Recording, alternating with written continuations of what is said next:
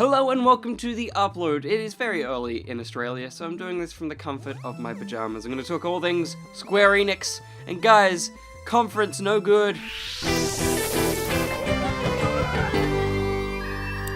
Alright, let's get straight into it, starting with a big old look at Lara Croft. Shadow of the Tomb Raider got the biggest spot in this year's conference. We got a cut-down cutscene from early on in the game, centering all around a safety message on seatbelts. They work.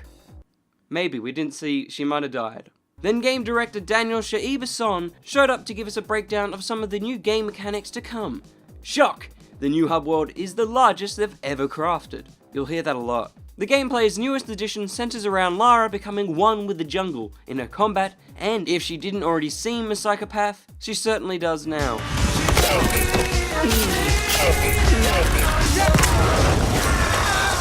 Maybe that's why the main trailer has so many weird split personality things.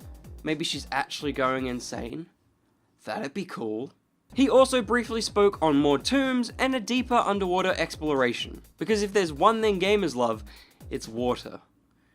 But next was the time of the Final Fantasies. We got a teaser for the MMORPG's new expansion, Stormblood, as well as a fully fleshed out trailer for the latest patch of Final Fantasy XIV. It seriously impresses me how long these Final Fantasy games are cared for. The Final Fantasy portion was rounded out with a reveal for the Final Fantasy Monster Hunter crossover that we were all secretly asking for. Apparently. We then got a further look at the adorable new Life is Strange spin-off, Captain Spirit.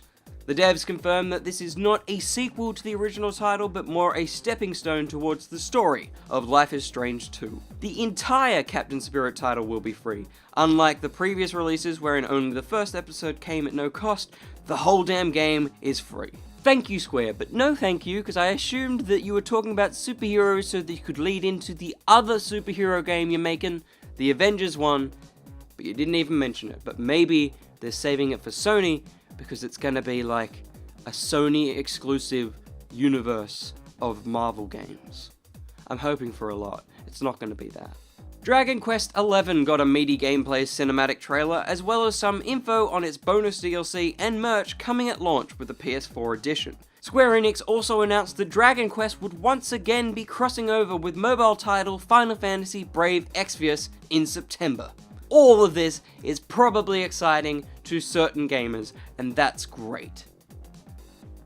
It was then time to watch a lengthy timeline cinematic that then turned into a fast-paced cinematic reveal for Platinum's new game, Babylon's Fall. With no gameplay, it's hard to tell what we're getting next year, but it's probably an action RPG. These guys made Nier and Bayonetta, so it's probably action. Speaking of action, Just Cause 4, why is this back? We got a new lengthy trailer for the game, full of insanity-driven gameplay. The devs revealed that, once again, it's their biggest game yet. They talked of new and exciting changes to the handling of vehicles, as well as the inclusion of a stack of new ones. All enemy AI has been overhauled, and they'll actually pose some sort of challenge, all with unique abilities. Rico's hook is now fully customizable and has a heap of new lines, so you can do some real messed up shit.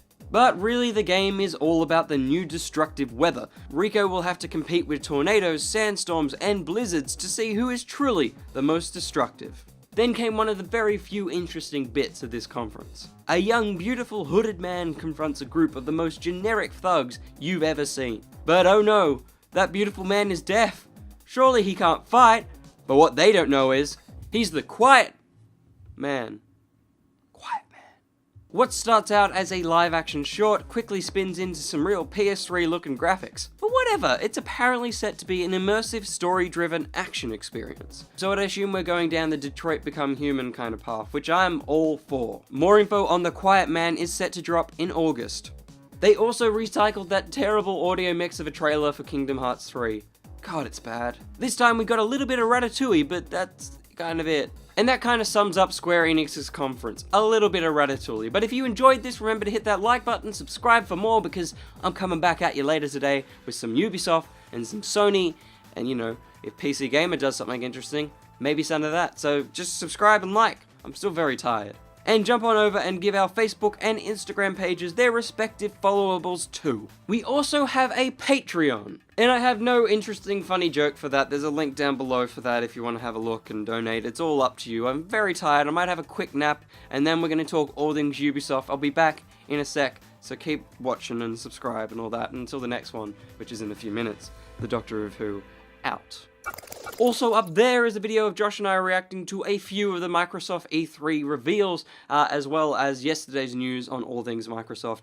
And what else was yesterday? And Bethesda. What a big day. Also, you can subscribe there if you want. Have a nap.